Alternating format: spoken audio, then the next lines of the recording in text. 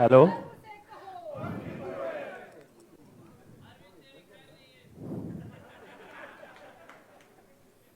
भारत माता की, भारत माता की, वंदे वंदे वंदे।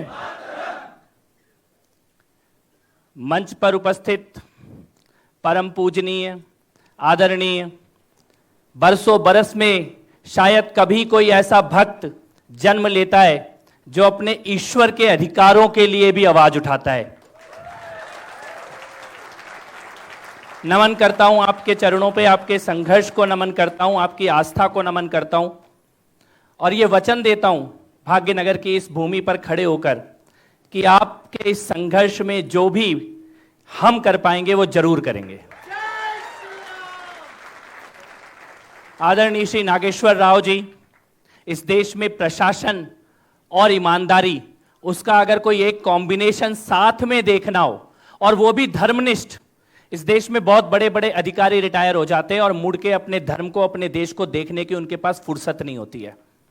एक ऐसा शख्स यहां मंच पर बैठा है जो आपके इसी शहर का है और इस देश में धर्म के लिए, हिंदू धर्म के लिए, मंदिरों की स्वतंत्रता के लिए रात दिन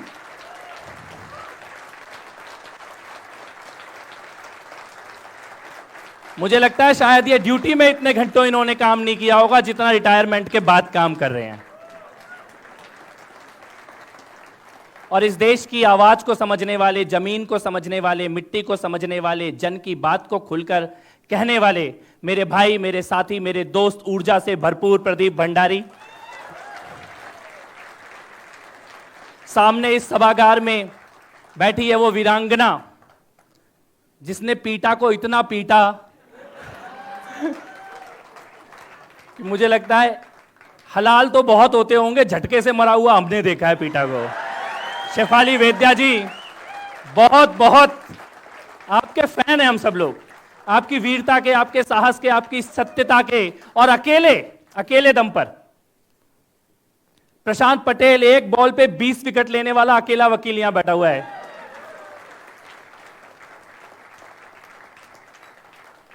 मेजर पुनिया, देशद्रोहियों से लड़ना हो, देश के लिए लड़ना हो, बॉर्डर पे लड़ना हो, अंदर के गद्दारों से लड़ना हो, स्वास्थ्य को पहुंचाना हो, किसी भी चीज का अगर कोई मानक स्थापित कहीं होता है। आज मैं मेजर पुनिया ये ढक के रहता है अपने आप को, अगर ये अपने एप्स दिखा दे तो कांग्रेस का प्रेसिडेंट बन जाएगा कल।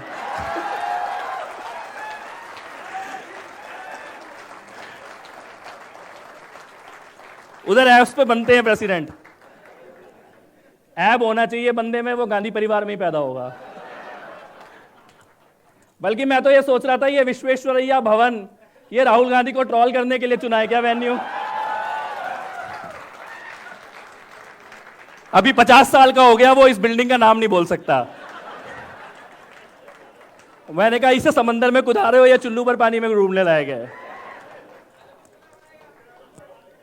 लेकिन मैं आभार व्यक्त करना चाहता हूं भारत नीति का, आभार व्यक्त करना चाहता हूं मुरलीधर राव जी का। ये डिजिटल हिंदू कॉन्क्लेव, ये नाम, हिंदू नाम, ये रखने के लिए आभार व्यक्त करना चाहता हूं मैं। ये हम डरते हैं, हम डरने लगे इस देश में हिंदू बोलने से, और इतना डरने लगे हैं कि बड़े बड़े धर्म की बात करने वाले, राष्ट्र की बात करने वाले, सभ्यताओं की बात करने वाले, इतिहास बताने वाले, वो भी बोलेंगे वैदिक है जी, वैदिक वैदिक, इंडिक है, इंडिक इंडिक इंडिक। हिंदू बोलने में डरते हैं, ऐसा लगता है हिंदू बोला तो कोई आतंकवादी है, हिंदू बोला तो कोई बड़ा कट्टर सा, रेडिकल सा। तो मैं सलाम करता हूं, प्रणाम करता हूं मुरलीधर राव जी को और भारत नीति को कि ये डिजिटल हिंदू, ये लिखा इधर। और मेरे मन में ये आया कि ये काम कोई मुरलीधर ही कर सकता है, क्योंकि जब गोवर्धन को उठाना हो तो गिरिधर भी वही होता है जो मुरलीधर होता है। ये बहुत बहुत बड़ी का बात है, हिंदू कहना, खुलकर कहना, स्वयं को हिंदू कहना। बल्कि अंग्रेजों के जमाने तक और आजादी के कुछ साल बाद तक भी ये हिंदू कहने से कोई डरता नहीं था। हिंदुस्तान लीवर लिमिटेड, हिंदू ये सब, हिंदुस्तान एरोनॉटिक्स, सब कुछ होता था। अभी अचानक पिछले कुछ 10, 15, 20 सालों से ऐसा हुआ कि मेरे को वो बीबीसी की पत्रकार पूछती है कि हिंदू इकोसिस्टम क्यों बनाया, इंडियन इकोसिस्टम क्यों नहीं बनाया। मैं कहा तुम हिंदू की बात कर लो तो हम नहीं करेंगे। अगर तुम्हारे पेट में दर्द होता है हिंदू की बात करने से, तो कोई तो कपिल मिश्रा खड़ा होगा उस बात को करने के लिए। जब मैं आया तो कुछ लोगों ने एक नारा लगाया और मैंने ये मुरली जी को बोला कि आपने बहुत अच्छा किया कि ये इधर भाग्यनगर हैदराबाद में ये डिजिटल हिंदू कॉन्क्लेव किया, इधर हमारा साला रहता है।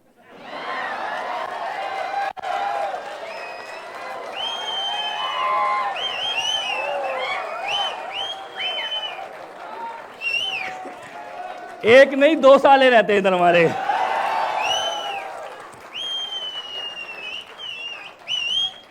वो रिश्ते में तो हमारा साला लगता है, लेकिन क्या करें, उसके खून में गद्दारी है।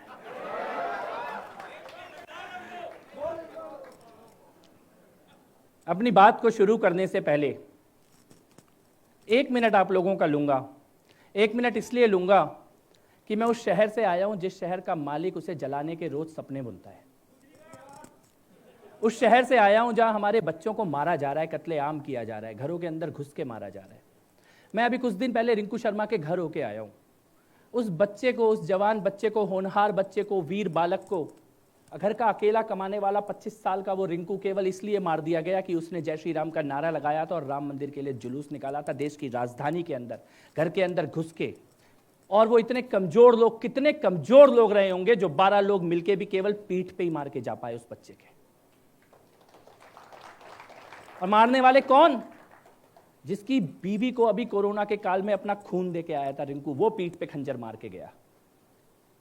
मैंने कहा वो खंजर, रिंकू की पीठ पे जो खंजर है, वो खंजर है इस देश की नकली धर्मनिरपेक्षता का प्रतीक, जो इस देश के हर हिंदू की पीठ पे घुसा हुआ है। जो बच गया है कल उसकी पीठ पे लगेगा। उस रिंकू शर्मा के लिए, उस ध्रुव त्यागी के लिए जो स्कूटर पे जा रहा था, उसकी बेटी को किसी ने छेड़ा, उसने वापस आके बोला कि मेरी बेटी को क्यों छेड़ते हो, तो उसकी हत्या कर दी गई। एक बाप अगर ये बोलता है कि मेरी बेटी को मत छेड़ो, तो इस दिल्ली शहर के अंदर उसकी हत्या कर दी जाती है। उस ध्रुव त्यागी के लिए, उस डॉक्टर नारंग के लिए जो केवल इतना बोल रहा था कि मेरी गली के अंदर गुंडागर्दी और गाली गलौज मत करो, उसकी हत्या कर दी गई। वो बेसोया, रूप बेसोया जवान लड़का जिसने कहा कि यहां ड्रग मत बेचो, उसकी हत्या कर दी गई। वो अंकित सक्सेना जिसने केवल एक मुस्लिम लड़की से प्यार किया था, उसकी हत्या कर दी गई। राहुल शर्मा जिस लड़की से प्यार किया था, उसी लड़की से फोन करवा के बाहर सड़क पे बुला के उसको मारा गया। IB officer Ankit Sharma, IAS में जिस प्रकार से ट्रेनिंग दी जाती है, किताबों में जिस प्रकार से लिखा है मारने का, उस प्रकार से 51 बार उस जवान होनहार वीर बहादुर आईबी के अफसर को चक्कुओं से गोद गोद के ताहिर हुसैन के घर के अंदर ले जाके मारा गया। वो अंकित शर्मा, वो विनोद कश्यप जो अपनी गली के बाहर खड़ा था, उसको मार के गए। वो दिनेश खटीक, दलित समाज का वो आदमी जो बैटरी बेचने का काम करता है, केवल अपने काम के लिए निकला था, उसको मार के गए। वो प्रीति अग्रवाल जिसको अपने 2 बच्चे अपनी तीसरी मंजिल से छत से नीचे फेंकने पड़े क्योंकि पूरे घर को आग लगा दी गई थी। उनकी वीरता को प्रणाम करने के लिए, उनकी बहादुरी को सलाम करने के लिए, उनकी शहादत को नमन करने के लिए, उनको अपनी श्रद्धांजलि देने के लिए आपका 1 मिनट मांगता हूं कि 1 मिनट के लिए खड़े होकर ये सभी वीर बहादुर अपने बच्चों को, भाइयों को, बेटों को 1 मिनट की श्रद्धांजलि जरूर दें। उसके बाद अपनी बात शुरू करते हैं।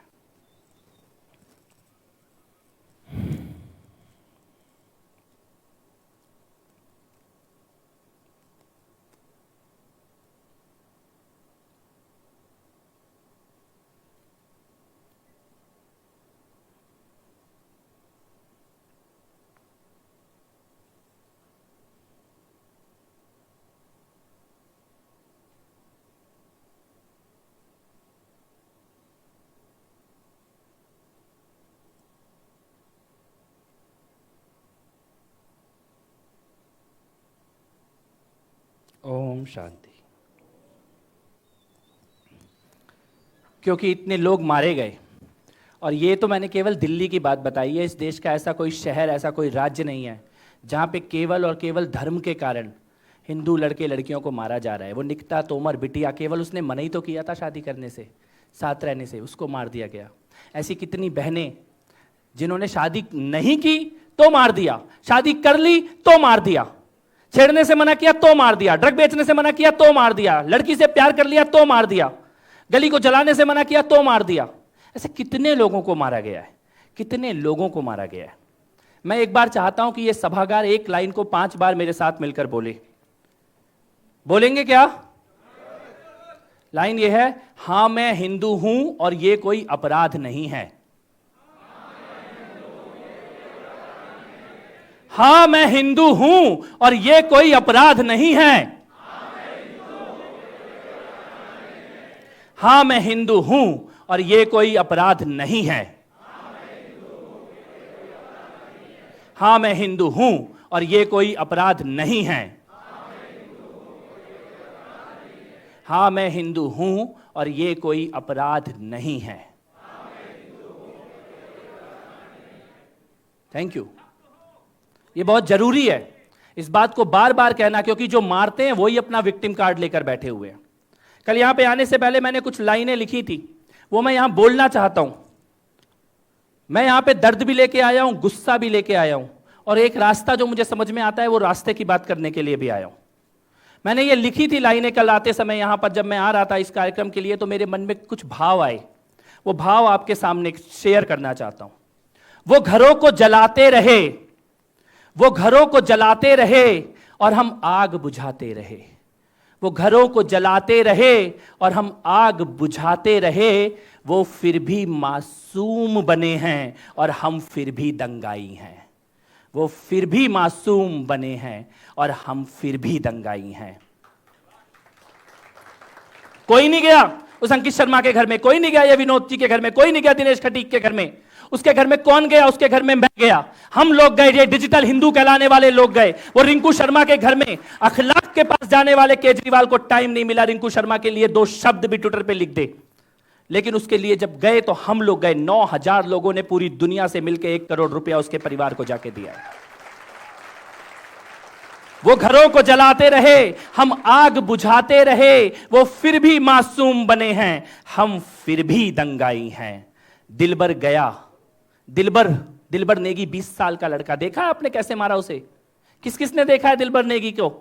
20 साल का लड़का, पहले हाथ काटे दोनों, फिर पैर काटे दोनों, तब भी तो वो मरा नहीं था, जिंदा था। जिंदा आग में फेंक दिया गया उसको। दिलबर गया, रिंकू गया, राहुल गया, नारंग भी गया।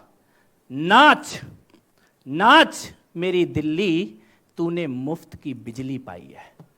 नाच मेरी दिल्ली, तूने मुफ्त की बिजली पाई है। वो हमें मारेंगे, काटेंगे, जलाएंगे हमें। वो हमें मारेंगे, काटेंगे, जलाएंगे हमें, और हम आह भी भर देंगे तो बोलेंगे कि हम बलवाई हैं। और हम आह भी भर देंगे तो बोलेंगे कि हम बलवाई हैं। अभी चुप बैठो मेरे दोस्त, अभी चुप बैठो मेरे दोस्त, अभी कुछ ना बोलो। अभी चुप बैठो मेरे दोस्त, अभी कुछ ना बोलो। जलने दो पड़ोसी का घर, जलने दो पड़ोसी का घर। अभी आग तेरे घर तक थोड़ी आई है, अभी आग तेरे घर तक थोड़ी आई है। अंकित शर्मा वो नाले से निकला था, उसका हाथ रस्सी से बंधा हुआ। जिस हाथ में राखी बंधती थी उस हाथ में रस्सी देखी है। जिस हाथ में राखी बंधती थी उस हाथ में रस्सी देखी है। उनकी किताबों में वो आज अंकित था, उनकी किताबों में वो आज अंकित था। लेकिन कल तेरा भी नंबर मेरे भाई है, कल तेरा भी नंबर मेरे भाई है। तू परेशान नहीं है, ये मेरी परेशानी है। तू परेशान नहीं है, ये मेरी परेशानी है। तेरी चुप्पी तेरी मौत का पैगाम लेके आई है। तेरी चुप्पी तेरी मौत का पैगाम लेके आई है। चुप रह सकते हैं क्या? रहना चाहिए क्या? चुप रह के बच पाएंगे क्या?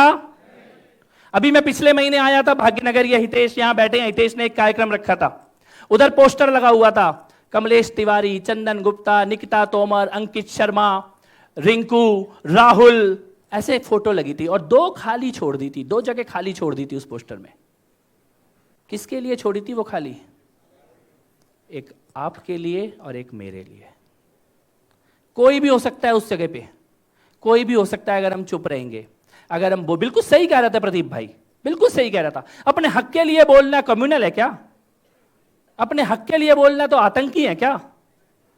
अपने हक के लिए बोलेंगे तो हम दंगाई हो गए क्या? आतंकवादी हो गए, रेडिकल हो गए, कट्टर हो गए तो हो गए।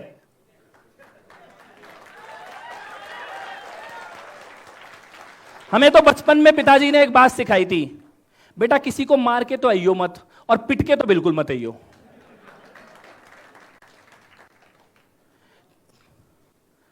कौन सा राजनीति चल रही है, कौन सा देश चल रहा है, कौन सा समाज चल रहा है, सिखाना क्या चाहते हो? ये महाराज जी एक मंदिर में शांति से पूजा करने के लिए जिनको रहना है, वो सुप्रीम कोर्ट में जाके अपने देवता के अधिकार के लिए दर दर भटक रहे हैं, और उधर रिजेक्ट किए जा रहे हैं, उधर रिजेक्ट किए जा रहे हैं। ये नागेश्वर जी वो संविधान में बोल रहे कि ये बराबरी का अधिकार है, दोनों बराबरी का अधिकार। और तुम चला सकते हो शैक्षिक संस्थान, तो हम नहीं चला सकते क्या? क्या संविधान बनाने वाले के मन में यह जहर था क्या? नहीं, वो तो मान के चल रहे थे कि ये तो बहुसंख्यकों को तो मिलना ही है, अल्पसंख्यकों के लिए लिख दो, है ना? कह रहे इनको तो मिलना ही है, इनके लिए लिख दो। और उसका इंटरप्रिटेशन क्या कर रहे हैं?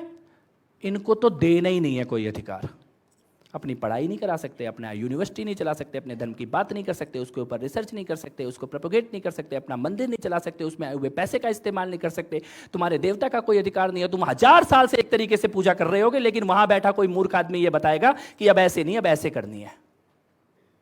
और उसके बाद हम बोलेंगे नहीं क्या? हम आवाज नहीं उठाएंगे क्या? पूरे दुनिया में कोई तो एक जमीन का टुकड़ा होगा ना जो हमारा होगा, कोई तो होगा एक जमीन का टुकड़ा जो हमारा होगा।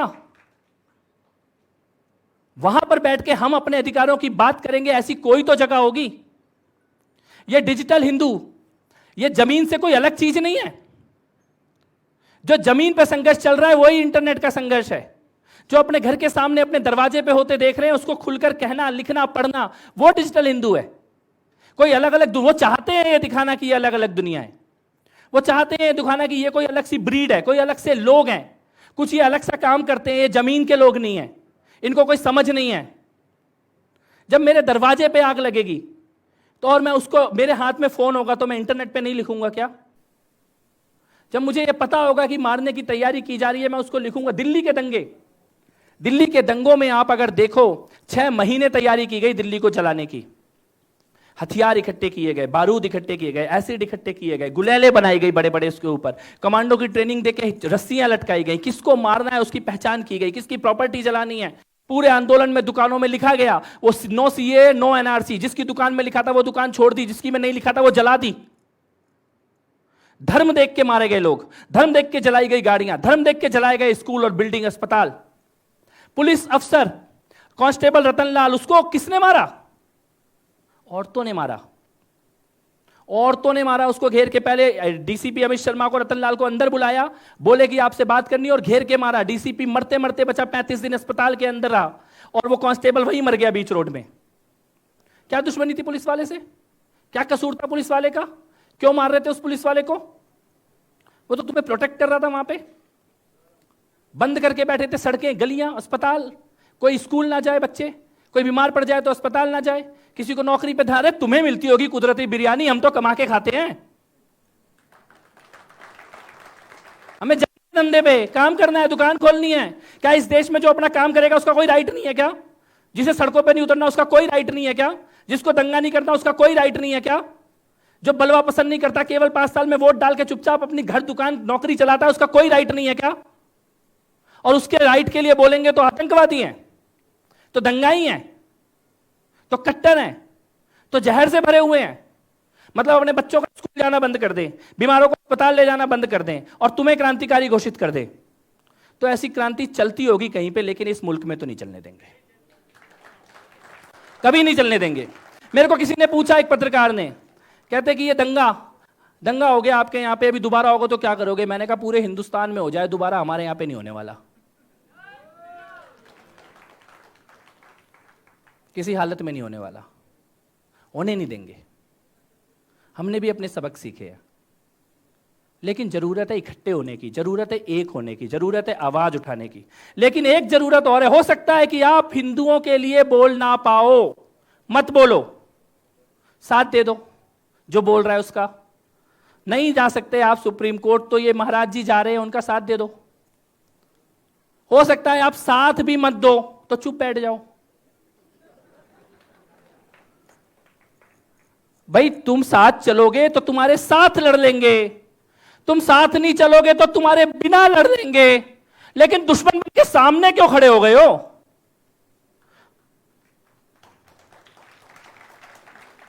जो चंद लड़के लड़कियां वीर वीरांगनाएं निकल रहे हैं, हिम्मत कर रहे हैं, उनके दुश्मन बन जाओगे क्या? तो दुश्मन से लड़ रहे हैं तो तुमसे भी लड़ लेंगे। लेकिन मैं यह कहना चाहता हूं कि युद्ध में योद्धा बनो। योद्धा नहीं बन सकते, दर्शक बनो। दर्शक नहीं बन सकते, घर में बैठ के प्रार्थना करने वाले बनो। लेकिन शल्य मत बनो, शल्य मत बनो। यह सबसे बड़ी प्रॉब्लम शल्यों से है, जिन्हें करना कुछ नहीं है। लेकिन अरे तुमने ये रिंकू की मदद कर दी, वो राहुल की तो नहीं करी भैया, तू कर ले। करो, नहीं कर सकते तो कर रहा है उसे करने दो, साथ देने दो, हाथ से हाथ बढ़ाओ। इस देश का ऐसा कोई गांव, ऐसा कोई शहर, ऐसा कोई इलाका नहीं है जहां पे कोई ना कोई अपने धर्म की रक्षा के लिए काम ना कर रहा हो, कोई ना कोई वीर बहादुर ना खड़ा हो। सब जगह खड़े हैं। लेकिन उनकी कमियां तो मत निकालो, उनकी टांग तो मत खींचो, उनको कमजोर तो मत करो, उनको अकेला तो मत छोड़ो। वो यहां से ये दो चूहे, ये ओवैसी, इनको पूरी दुनिया में घुमा रहे हैं। हाँ, चूहों को गालियां, सॉरी, उनको दुनिया में घुमा रहे हैं। और हम अपने योद्धाओं को वहीं रुक जा, वहीं बंद हो जा, निकल मत। कानून की मदद के लिए तरसा देते हैं, वकील मिलने के लिए तरसा देते हैं। अभी परसों मेरे पास फोन आया, वो एक बहन है दिल्ली में, उसके भाइयों को उधर जेल के अंदर मरकरी का इंजेक्शन देके मारने की कोशिश की गई, दिल्ली दंगों के उनके ऊपर केस है। तो कोई तो बचाएगा ना, कोई तो जाएगा, कोई तो खड़ा होगा। वो कोई हमें बनना है, वो कोई कहीं ऊपर से नहीं आना। जब हम वो बन जाएंगे तब हमारी ताकत होगी। और मैं ये नहीं कहता, मुझे किसी ने पूछा कि आज मैं बात करने आया था, दो बात करने आया था, enemy at the door and need of the Hindu ecosystem. दरवाजे पे खड़ा दुश्मन और हिंदुओं के इकोसिस्टम की जरूरत। क्या होता है इकोसिस्टम? इकोसिस्टम यह होता है कि जब दिल्ली को जलाया, जब दिल्ली में दंगा हुआ, तो एक लड़का निकला, शाहरुख, और ऐसे गन लेके बीच रोड में आया पुलिस के ऊपर। अब इकोसिस्टम का कमाल देखिए कि रवीश कुमार रात को 9 बजे, उसका नाम अनुराग मिश्रा बता रहा है टीवी पे, उसकी नौकरी आज तक नहीं गई है। सफेद झूठ, शाहरुख को उसने अनुराग बता दिया। वो विनोद कापड़ी, उधर मेरठ के पास दंगा हुआ, वहां की भाषा में वहां की एक औरत ने बोला कि मुल्लन ने मारा है। मुल्लन ने क्या बोला? मुल्लन ने मारा है। और वो उधर ट्विटर पे लिख रहा है कुंदन मार के गया है, कुंदन। हमें हंसी आ रही है, लेकिन ऐसे झूठ बेचा जा रहा है, ऐसे हमें हत्यारा साबित करने की कोशिश की जा रही है। मतलब हम मरेंगे भी और हम ही हत्यारे भी साबित होंगे। इसे कहते हैं इकोसिस्टम। कैसे कैसे वकील खड़े हो रहे हैं। वो दरियागंज में रात को 11 बजे थाना जलाया गया। थाना जलाने के बाद जितने लड़के पकड़े गए, रात को 2 बजे उधर मजिस्ट्रेट बैठा हुआ है, जुवेनाइल है, जुवेनाइल कोर्ट में जाके इनको छुड़ाया जाए। और छूटे वो लड़के, रात को थाना जलाने वाले लड़के छूट गए। और क्या ये हर्षमंदर की एनजीओ में काम करते थे, अभी निकल के आया, केस लगा उसके ऊपर। वो हर्षमंदर जिसके लड़के जाके दरियागंज में थाना जला रहे हैं, वो सुप्रीम कोर्ट में खड़ा होकर पिटीशन डाल रहा है कि कपिल मिश्रा को जेल में डाल दो। हलवा है क्या? कुछ भी करोगे क्या? कुछ भी करोगे क्या? इसीलिए हमारे को इकट्ठे होने की जरूरत है। अगर कोई हमारा भाई कहीं खड़े होके, कोई बहन कहीं खड़े होके धर्म के लिए काम कर रही है, उसका हाथ थामने की जरूरत है, उसको मदद करने की जरूरत है, उसके लिए लिखने की, बोलने की, वीडियो बनाने की जरूरत है। उसको पैसे की जरूरत है तो उसके पास पैसा पहुंचाने की जरूरत है, वकील की जरूरत है तो उसके पास वकील पहुंचाने की जरूरत है। और ये कैसे होगा? ये केवल इंटरनेट के माध्यम से होगा, ये केवल डिजिटल के माध्यम से होगा। ये सौभाग्य है। मुरली जी बिल्कुल सही कह रहे थे।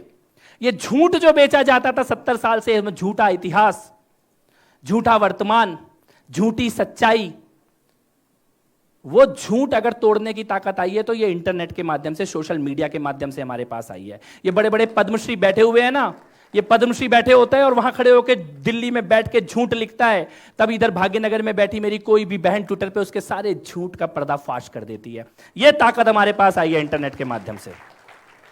इस ताकत का इस्तेमाल करना सीखना है। अपने लिखने की, बोलने की, पढ़ने की शक्ति का इस्तेमाल करना सीखना है। अपनी आइडेंटिटी पे गर्व रखना ही है, क्योंकि हम अकेले हैं पूरे विश्व में पिछले 2000 साल के इतिहास में हम अकेले हैं जो दोनों राक्षसी शक्तियों के हमले के बावजूद भी ज्यों के त्यों मजबूत खड़े हुए हैं। हम अकेले हैं। वो पढ़ाते होंगे हमारा झूठा इतिहास, वो बताते होंगे हमें झूठी हिस्ट्री। 500 साल तक इस देश में ऐसी एक भी सरकार, ऐसी एक भी सत्ता नहीं थी जो प्रयागराज का असली नाम बताती हो। 500 साल तक इस देश में ऐसा कोई इतिहास लिखने वाला नहीं था जो प्रयागराज का असली नाम बताता हो। लेकिन हमारे माताओं ने, पिताओं ने, हमारे पूर्वजों ने चुपचाप एक जनरेशन के बाद दूसरी जनरेशन को वो सच्चा इतिहास बताया और 500 साल के बाद आज वो इलाहाबाद कहीं गंगा में बह गया और प्रयागराज बन के खड़ा है। हम अकेले हैं। हम अकेले हैं। हम अकेले हैं पिछले 2000 साल में जिसने इस्लामिक ताकतों के कब्जे में गई हुई जमीन को यह अयोध्या में भगवान श्री राम के मंदिर में यह वापस लेके दिखाया। हम अकेले हैं। हम अकेले हैं। वो जम्मू कश्मीर में 370 के नाम पे जो इस्लामिक ताकतों के हाथ में पूरी की पूरी जमीन सौंप दी गई थी, उसको वापस लेने वाले पूरे विश्व में 2000 साल के इतिहास में अगर कोई एक समाज है तो वो हम हैं जिसने वापस लिया है, वापस लेके दिखाया है। अपनी भूमि को वापस लेके दिखाया, अपनी पहचान को वापस लेके दिखाया है। और ये केवल अंगड़ाई है। अभी तो हमने केवल आंखें खोली हैं। अभी तो हम उठ के खड़े नहीं हुए हैं। अभी तो हमने चलना शुरू नहीं किया है। और तुम्हें अभी से चाय से और योग से डर लगने लग गया है।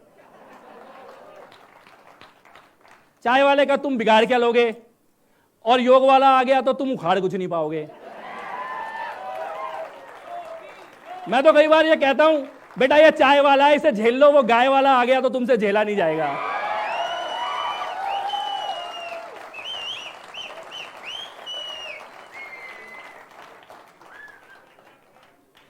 हमारा तो दर्द है। हमारे दिल्ली में गलत आदमी बैठा हुआ है, वरना वो ताहिर हुसैन की कातिल बिल्डिंग आज उसके ऊपर बुलडोजर चल रहा होता। लेकिन ये संकल्प है, आज इस डिजिटल हिंदू कॉन्क्लेव में आपके बीच ये संकल्प है कि आप भी यहीं हो और मैं भी यहीं हूं। उस इमारत को तो मिट्टी में मिला के दिखाएंगे, कुछ भी हो जाए। और वो इमारत मतलब वो प्रतीक, ऐसी हर इमारत, ऐसा हर इंस्टीट्यूशन, ऐसा हर एक वो बड़ा नाम, ऐसा हर एक वो बड़ा विद्वान जिसके इमारत के अंदर, दिल के अंदर, विचारों के अंदर हिंदुओं की या हिंदुओं के इतिहास की या हिंदुओं की सच्चाई की बेरहमी से हत्या की जाती है, वो हर इमारत को मिट्टी में मिला के दिखाएंगे। चाहे वो ये बॉलीवुड हो, चाहे वो ये लिटरेचर का फील्ड हो, चाहे वो यूनिवर्सिटी का फील्ड हो, कहीं पर भी बैठे हुए इन माफियाओं को छोड़ना नहीं है। मजबूती से अपनी आवाज उठानी है। उठाएंगे ना? ये संकल्प लेके यहां से आज जाना है, ये कसम खा के आज यहां से जाना है। डिजिटल हिंदू का मतलब है कि भाई हैं, परिवार है, एक है। एक के चोट लगेगी तो दूसरे को भी दर्द होना चाहिए। एक का घर जलेगा तो दूसरे के हाथ में पानी होना चाहिए। ले सकते हैं ना ये संकल्प? तो बस इतना ही निवेदन करने के लिए आया हूं। आइए मिलकर साहस के साथ, संकल्प के साथ हिंदुत्व की बात करने का संकल्प लें, अपने को हिंदू कहने का संकल्प लें। हमारे अंदर कोई अपराध बोध नहीं होना चाहिए। हम इस इतिहास के सबसे गौरवशाली समाज का हिस्सा हैं। हमारा वर्तमान गौरवशाली है और हमारा भविष्य एक अद्भुत भविष्य की ओर ये पूरा हिंदुस्तान बढ़ रहा है। बहुत बहुत आभार आप सभी का, बहुत बहुत धन्यवाद। एक बार जोर से नारा लगाएंगे, भारत माता की, भारत माता की, वंदे वंदे वंदे। जय श्री राम, जय श्री राम, जय श्री राम। बहुत बहुत आभार।